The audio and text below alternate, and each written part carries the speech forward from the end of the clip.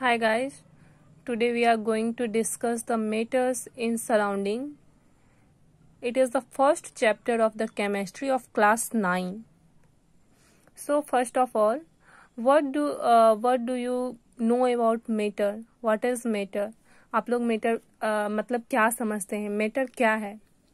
तो हिंदी में हम सबको ही जानते हैं कि matter को क्या बोलते हैं हिंदी में? पदार्थ। अब सबसे पहले हम लोग थोड़ा सा इंट्रोडक्टरी पार्ट पढ़ लेते हैं कि किस किस बेसिस पे कब कौन डिवाइड किया है, उसके बाद हम लोग उसका आगे पढ़ेंगे। तो सबसे पहले हम लोग जानते हैं मैटर का डेफिनेशन। तो look at this, here I have written the definition of matter clearly. Matter is something which occupies space and have a mass. So what is matter? तो anything which occupies space and has a mass is called matter। कोई भी ऐसा चीज जो space occupy करता है और उसके पास मास हो उसको मैटर बोलते हैं। So the only condition for something to be matter is what? That it should occupy space and should have a definite mass। क्या होना चाहिए? उसका क्या कंडीशन है कि कोई भी चीज मैटर तब हो सकता है जब वो स्पेस ऑक्युपाई करे एंड हैव अ मास, वो उसके पास मास हो। अब हम लोग पढ़ते हैं कि मैटर को पहले हमारे जो एंशिएंट इंडियन फिलोसफर थे वो किस बेसिस पे डिवाइड किए, कैसे डिवाइड किए, और अब के जो मॉडर्न साइंटिस्ट हैं वो कैसे डिवाइड किए। तो हम लोग के जो एंशिएंट फिलोसफर थे उन्होंने कहा कि कोई भी लिविंग और नॉन लिविंग मैटर जो है वो बेसिकली 5 एलिमेंट से बने होते हैं। That is air, earth, fire, sky and water. ये कौन बोला? हमारे एंशिएंट इंडियन फिलोसफर बोले कि कोई भी लिविंग या non living thing basically 5 element से बने होते हैं। वो कौन कौन से? Air, earth, fire, sky and water, जिसको हम लोग हिंदी में कुछ जानते थे, क्षितिजल पावक गगन समीरा, पंच तत्वों से बना समीरा शरीरा, सॉरी, ऐसा हम लोग हिंदी में सुने पढ़े हैं। सो अब according to modern days scientist ने डिवाइड किया मैटर को on the basis of physical property. उसका फिजिकल प्रॉपर्टी क्या है, मतलब उसका स्टेट क्या है, वो सॉलिड फॉर्म है, लिक्विड फॉर्म में है या गैसेस फॉर्म में है। और according to the chemical properties उन्होंने 3 पार्ट में डिवाइड किया कि वो एलिमेंट है, कंपाउंड है, मिक्सचर है। तो फिजिकल प्रॉपर्टीज में सॉलिड, लिक्विड एंड गैसेस, हम लोग तीनों में अच्छे से डिफरेंस जानते हैं कि सॉलिड क्या है, any substance which has definite shape and mass is known as solid. Liquid में क्या है? उसका अपना कोई शेप नहीं है डेफिनेट। जिस कंटेनर में जहां हम उसको रखेंगे वो वैसा शेप रख लेता है। लिक्विड का ये कैरेक्टरिस्टिक्स है ना। एंड गैसेस में वो कहीं भी रहता है, किसी भी खाली जगह में, कुछ नहीं तो एयर इज गैस ना, तो वो गैस रहता है ना। According to the chemical properties अब एलिमेंट, कंपाउंड एंड मिक्सचर का बात करें तो first of all we will study about element. What is element? Here I have not written the definition of element because you are going to learn in the next chapter about element, compound and mixture. But as here the name came, so you should know what is element, what is compound and what is mixture. So what is element? I am going to speak the definition. If you want then you can write the definition, okay? So an element is a substance which cannot be split up into 2 or more simpler substances by any usual chemical method of applying heat, light और energy। मतलब इसका हिंदी मतलब आप हम लोग क्या समझ सकते हैं? अगर आप लोग नहीं लिखे हैं तो एक बार हम और बोल देते हैं कि an element is a substance which cannot be split up into 2 or more simpler substances by usual chemical method of applying heat, light and electrical energy. जैसे अब हम लोग अगर एग्जाम्पल ले, फॉर एग्जाम्पल हाइड्रोजन ले लेते हैं, तो हाइड्रोजन को क्या हम लोग स्प्लिट अप कर सकते हैं? स्प्लिट अप मतलब उसको अब आगे हम तोड़ सकते हैं? नहीं तोड़ सकते हैं। तो एलिमेंट जो है वो ऐसा सब्सटेंस है, इतना सिंपलर सब्सटेंस है कि उसको हम फर्दर डिवाइड नहीं कर सकते हैं। ठीक, जैसे एग्जाम्पल में अगर हम लोग ले ले तो nitrogen, oxygen, hydrogen, all are element. हम लोग केमिस्ट्री में ही पीरियोडिक टेबल पढ़ेंगे, हाइड्रोजन, हीलियम, लिथियम, वो सब जानेंगे कौन कौन से एलिमेंट हैं, कितने एलिमेंट हैं, उसका प्रॉपर्टीज क्या है, ये सब हम लोग पढ़ेंगे। So now go to the next, that is compound. Compound क्या है? कंपाउंड किसको बोलते हैं? अब सीधा सीधा अगर सिंपल तरीके में हम लोग जाने तो कंपाउंड बोलेंगे कलेक्शन ऑफ एलिमेंट या कॉम्बिनेशन ऑफ एलिमेंट, जहां दो या दो से ज्यादा एलिमेंट कॉम्बाइन होंगे और कोई अलग प्रॉपर्टीज का मेटर बनाएंगे, उसको बोलेंगे कंपाउंड। ठीक, मिक्सचर क्या है?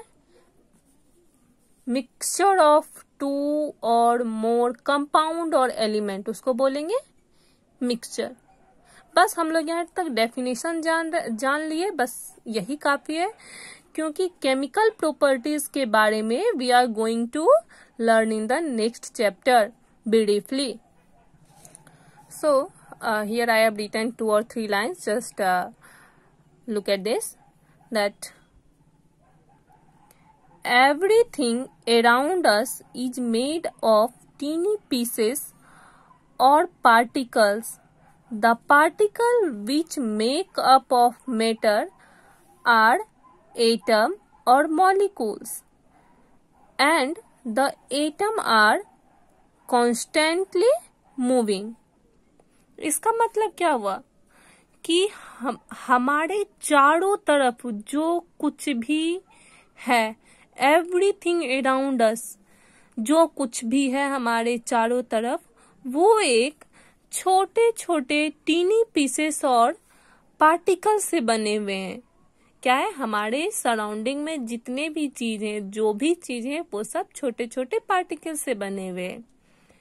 और the particle which makes up matter are called atoms और मॉलिक्यूल्स।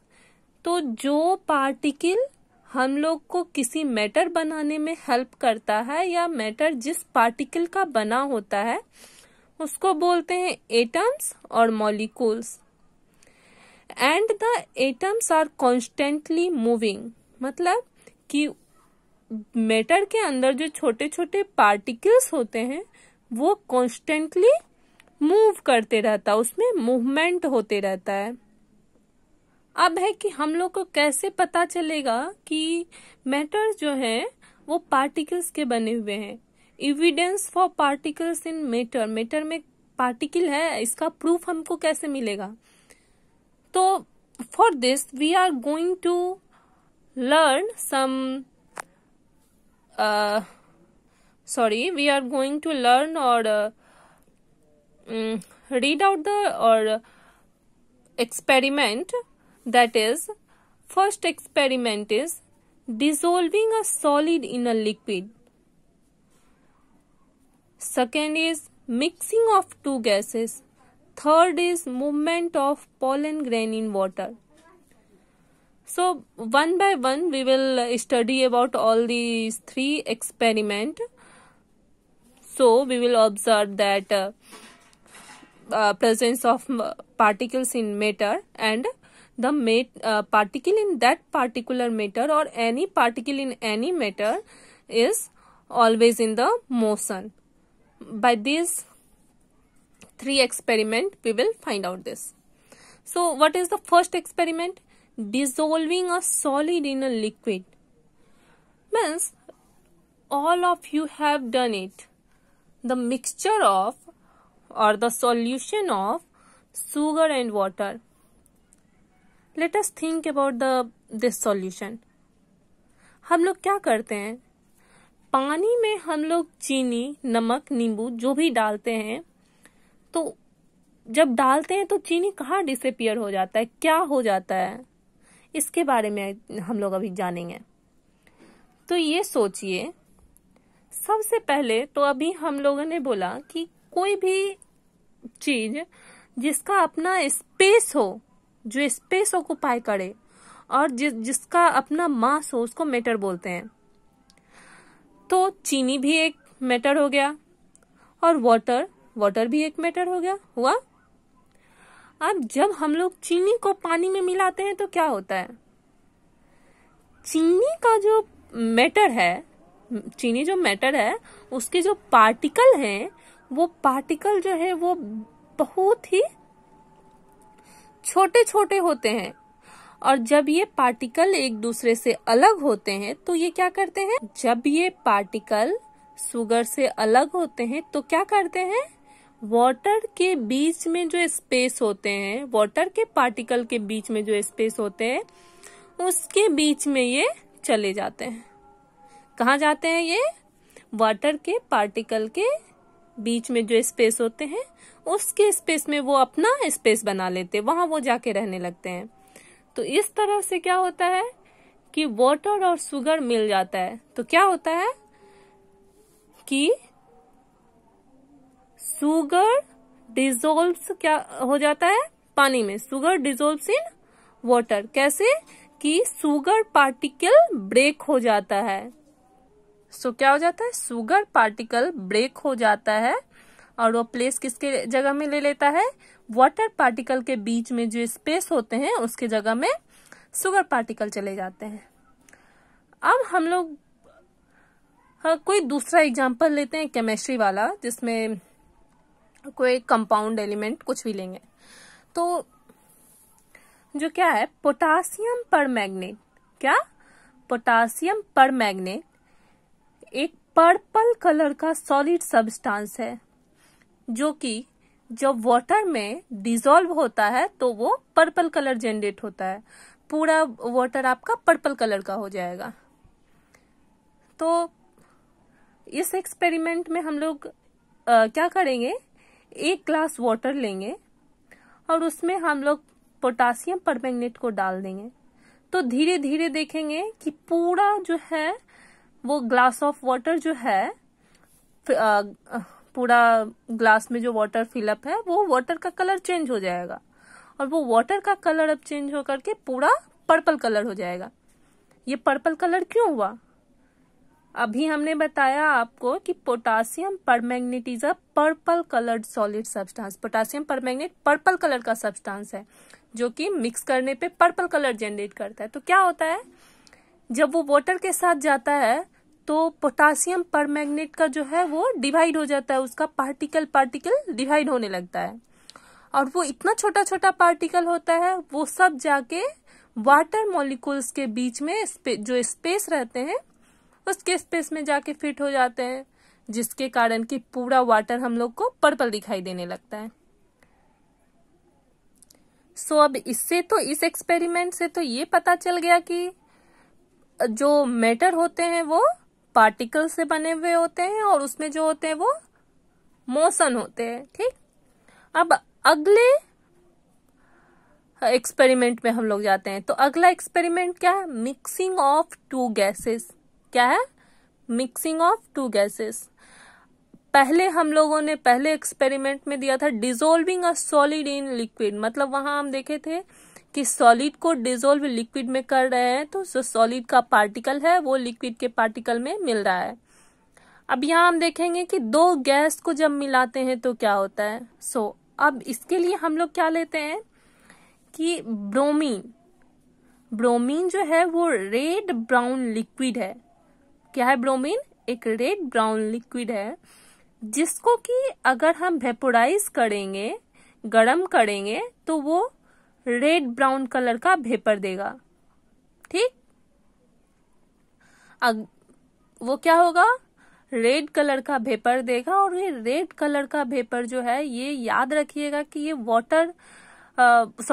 एयर से ज्यादा हैवी होता है। रेड ब्राउन कलर का जो ये वेपर होता है ब्रोमीन का, this is heavier than water. तो इस एक्सपेरिमेंट को करने के लिए हम लोग क्या करेंगे कि एक ट्यूब लेंगे। क्या लेंगे? एक ट्यूब लेंगे, ग्लास ट्यूब लेंगे। आप लोग जब बड़े होइएगा 11th-12th में जाइएगा तो एक्सपेरिमेंट करके दिखाएगा। तो एक ट्यूब लेंगे, उसमें क्या करेंगे हम लोग, ब्रोमीन वेपर को कलेक्ट कर लेंगे और उसके ऊपर से क्या करेंगे, दूसरा ग्लास ट्यूब उल्टा करके रखेंगे। मतलब दोनों का मुंह एक साइड करके रखेंगे। जैसे एक ग्लास को आप रखें, सपोज इस साइड से ये ग्लास सीधा है, उसके ऊपर आप दूसरा ग्लास इस तरह से रखिएगा तो क्या होगा, दोनों का मुंह मिला हुआ रहेगा। उसी तरह से एक पहला जो आपका ट्यूब होगा उसको सीधा रखना है और दूसरी ट्यूब को ऐसे उल्टा रखना है। तो पहले ट्यूब में आपका क्या है, ब्रोमीन वेपर है और दूसरे ट्यूब में सिर्फ एयर है। तो आफ्टर सम टाइम हम लोग क्या ऑब्जर्व करेंगे कि पूरा रेड ब्राउन का जो वो वेपर था ब्रोमीन का, वो पूरा दोनों ट्यूब में फैल गया है और दोनों ट्यूब का कलर हो गया है रेड ब्राउन। ठीक, इसको बोलते हैं डिफ्यूजन। ठीक, तो ही देखो यहां हम लोग लिखे हैं कि डिफ्यूजन से भी हम लोग का दो कंडीशन पता चला। क्या? कि matter is made up of tiny particle and the particle are constantly moving. कैसे पता चला? एक तो वो ब्रोमीन का वेपर लिए जब ट्यूब में हम डाले तो वो एक ट्यूब से दूसरे ट्यूब में चला गया, पूरा ट्यूब में फैल गया वो। इसका ये तो ये क्लियर कर दिया ना कि वो मूवमेंट में है पार्टिकल। अब दूसरा हम लोग तीसरा एक्सपेरिमेंट है movement of pollen grain in water. So this experiment was done by a scientist named as Robert Brown। क्या नाम था साइंटिस्ट का? Robert brown. अब रॉबर्ट ब्राउन ने क्या ऑब्जर्व किया कि when the pollen grain हम लोग सब जानते हैं कि बहुत ही छोटा होता है। So when the pollen grain is drop on the surface of water, जब पोलन ग्रेन को हम लोग सरफेस ऑफ वाटर पे डाल दिए तो क्या वो उसमें ऑब्जर्व करने को मिला कि पोलन ग्रेन जो है वो एक जगह से दूसरी जगह से तीसरी जगह चौथे जगह जा रहा है। ऐसा क्यों होता है? क्योंकि वाटर में जो पार्टिकल होते हैं, पहले से हम लोगों ने ये तो ऑब्जर्व कर लिया ना कि वाटर में भी जो पार्टिकल होते हैं, पार्टिकल हमेशा मोशन में रहते हैं। तो उसी तरह से वाटर का पार्टिकल भी मोशन में था और उसमें जब पोलन ग्रेन डाला गया तो पोलन ग्रेन और वो वाटर के पार्टिकल के बीच में जो मोशन था वो कॉन्स्टेंटली पोलन ग्रेन से हिट कर रहा था, उसको वो हिट कर रहा था, जिसके कारण कि पोलन ग्रेन में भी मोशन आ गया। इस मोशन को बोलते हैं ब्राउनियन मोशन। अब ये मोशन जो है इसका नाम ऐसा क्यों पड़ा, ब्राउनियन मोशन क्यों नाम पड़ा? क्योंकि इसका डिस्कवर कौन किया? साइंटिस्ट जो किया उसका नाम था रॉबर्ट ब्राउन। उसके नाम पे पड़ा इसका मोशन ब्राउनियन मोशन। सो ब्राउनियन मोशन में भी हम लोग दोनों चीज का कंक्लूजन निकाल लिए। क्या क्या कंक्लूजन निकाले? कि matter is made up of a tiny particle, the particle are constantly moving. So इस तीनों एक्सपेरिमेंट से हम लोगों ने ये प्रूफ कर लिया कि मैटर जो होते हैं वो पार्टिकल के बने होते हैं। मैटर जो होते हैं वो पार्टिकल के बने हुए होते हैं और वो हमेशा मोशन में होते हैं। इसके लिए हम लोगों ने 3 एक्सपेरिमेंट को डिस्क्राइब किया, that is dissolving a solid in liquid, mixing of 2 gases and movement of pollen grain in water. Now in the next video lecture I will describe about the characteristics of particle in matter। मतलब उसका क्या क्या characteristics है, जो बहुत छोटे होंगे, क्या होंगे, नहीं होंगे, वो हम लोग अगले चैप्टर में पढ़ेंगे, अगले वीडियो में देखेंगे। मैंने इतना तो पढ़ा दिया है, लेकिन आप लोग को एक बार बुक से भी पढ़ना चाहिए और सब कुछ आप लोगों को क्लियर हो जाएगा। Thank you.